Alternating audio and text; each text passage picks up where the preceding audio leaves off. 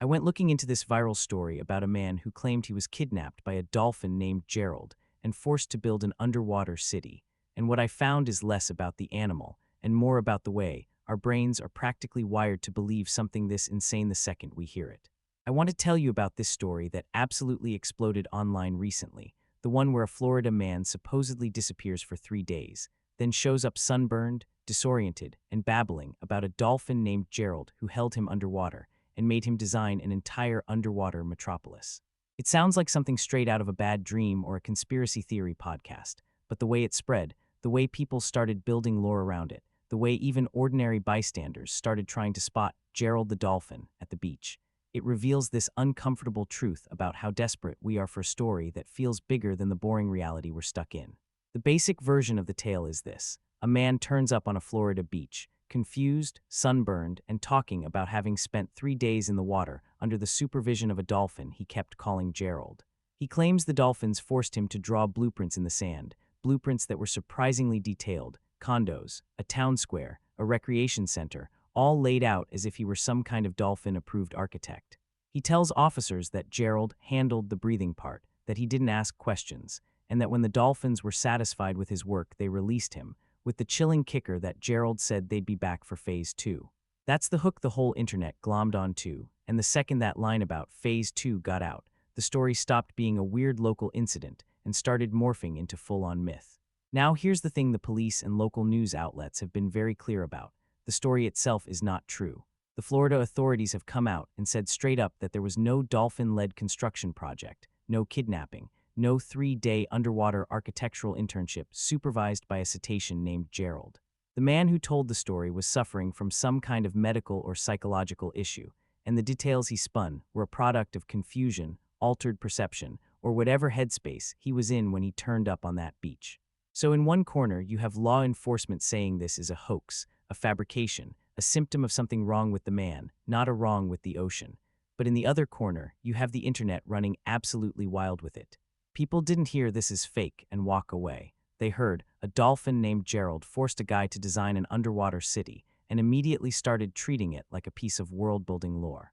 TikTok accounts posted fake news reports that hit tens of millions of views in a matter of days, complete with dramatic music, blurred beach footage, and narration that sounds like it's from a true crime documentary.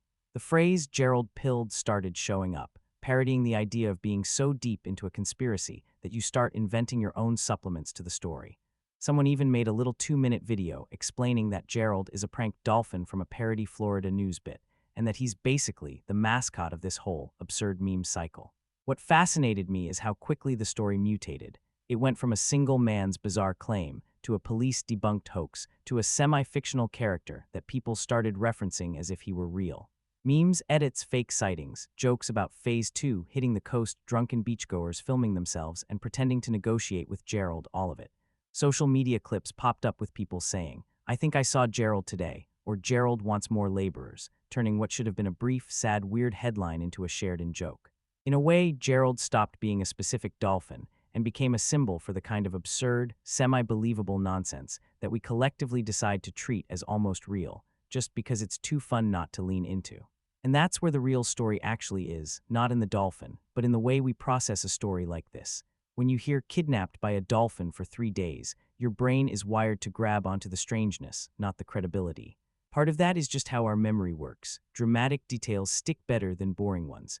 A man saying he had a bad sunburn and got lost is forgettable. A man saying he was held underwater by a dolphin and forced to draft an underwater condo complex is replayable.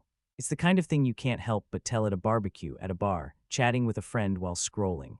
The more times you repeat it, the more true it starts to feel, even if you consciously know it's not. There's also this darker layer that runs underneath the whole thing, which is our relationship with trust and authority. When the police say the story is fake, that's supposed to be the end of it. But in the current online ecosystem, that statement itself often triggers skepticism instead of closure. People have heard so many times that official sources get things wrong or cover things up or downplay weird events that they start treating any official denial as part of the mystery. So instead of closing the loop, the denial becomes another piece of the puzzle. That's why you see people jokingly saying, "Of course the police are denying it," or "What are they hiding about Gerald?" It's not that they genuinely think dolphins are building underwater cities. It's that the pattern of official denial has become so familiar it flips straight into entertainment mode instead of shutting the story down. The dolphin's name, Gerald, also deserves a second of attention because it's such an oddly human name for a predator supposedly running a construction project. It's not the great blue dolphin or the Leviathan of the Gulf. It's Gerald, which sounds like your uncle who wears socks with sandals and insists he's fine while clearly not fine. That mismatch between the name and the supposed behavior, this polite, suburban-sounding name attached to a creature that's allegedly orchestrating an aquatic slave labor camp, makes the whole thing feel almost parodic. It's so ridiculous that it loops back around to being funny, and once something's funny, it's almost impossible to kill online.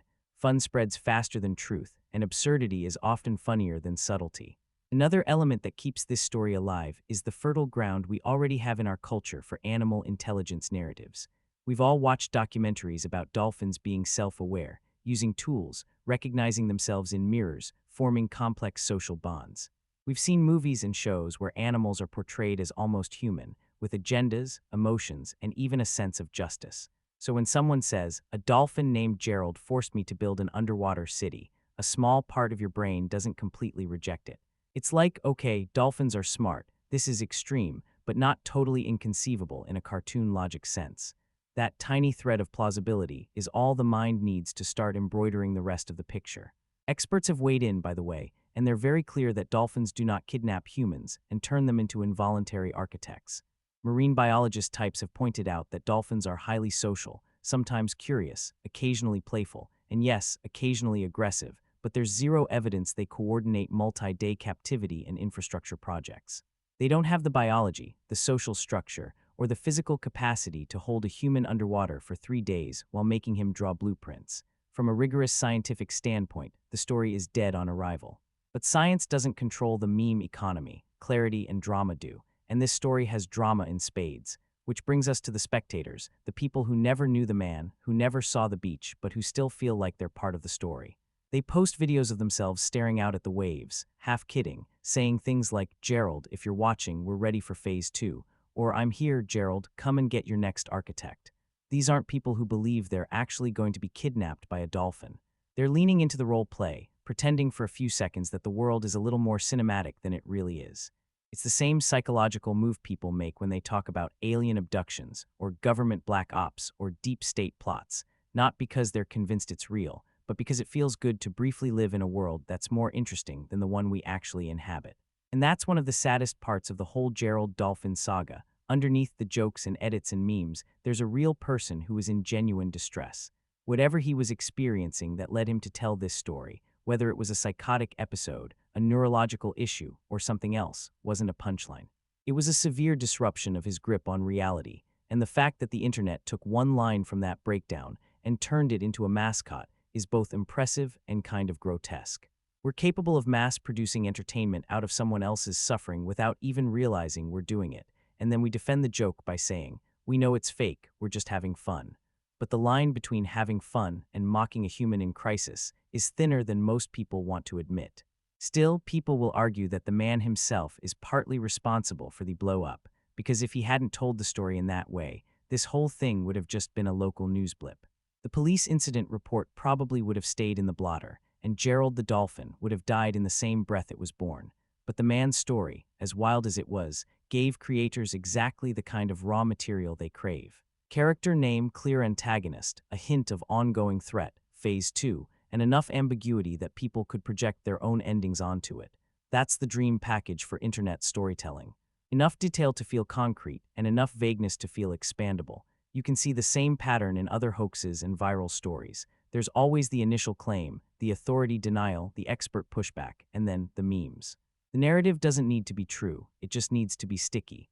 Once it's sticky, it separates from the original context and starts evolving on its own. Names get capitalized, backstories get invented, fake news-style edits appear, ironic followers form, and before you know it, you're watching a 3-minute clip that presents Gerald as a prank dolphin mascot of a whole Florida-based internet subculture. At that point, the truth of the original event barely matters anymore. What matters is whether the story continues to generate engagement, comments, reactions, and duets. And that's when we start asking, wait, but is there any part of this that could be real? Not literally, are dolphins building underwater cities, but more like, is there something in this story that's a funhouse mirror version of something true? Dolphin intelligence is real. Social bonds in marine mammals are real. Curiosity and playfulness, and even aggression toward humans are real. The idea that humans project narrative onto animals is extremely real. The desire to believe in hidden worlds, secret societies, or advanced beings operating in the background is very real. So Gerald isn't true, but the impulses that make Gerald entertaining are not just real, they're central to how we make sense of the world. There's also something very human about the way we assign blame downward. When something confusing happens, a man shows up babbling about dolphins, we don't just say, he's sick. We try to stick the weirdness onto the environment, onto the animal, onto the ocean. It's easier to believe that a dolphin is running a construction camp than it is to sit with the uncomfortable reality that another human being is in serious psychological distress and that we don't have great systems to help him. If we blame the dolphin, we can keep our own world safe and orderly. If we blame Gerald, we don't have to confront the fact that ordinary people can unravel in very public, very strange ways. And yet, even knowing all of this, the police reports, the debunking, the marine biology explanations, the awareness that this is ultimately a hoax built on someone's suffering, people still find it irresistible. There's a certain kind of satisfaction in saying, I'm Gerald-pilled, because it implies you're in on the joke, you're part of the tribe that understands the absurdity. It's like carrying a badge that says, I'm the kind of person who appreciates this level of ridiculous. For a lot of online communities, that tribal badge is worth more than the truth of the story. So when you zoom all the way out, the Gerald the Dolphin story is less about a magical underwater architect dolphin and more about the way we still crave stories that feel epic, even when the world around us is chaotic and confusing. It's about how amusement can override empathy, how a single bizarre sentence can spawn an entire lore, and how the internet can turn a moment of human breakdown into a mascot for a months-long joke. It's also a reminder that truth doesn't travel as fast as emotion, and that once something is fun enough, it can outlive its own falsity by a long shot. If you think about it, the weirdest thing isn't that someone said he was kidnapped by a dolphin named Gerald. It's that we all acted like it was at least worth pretending that it might be real. We don't just consume stories. We participate in them, we extend them, we meme-ify them, and we create our own little corner of the narrative where Gerald exists as a kind of patron demon of absurdity, forever lurking just beneath the surface, waiting for the next human to haul up a blueprint and start phase 2. Which is, in its own way, more revealing about us than it is about dolphins.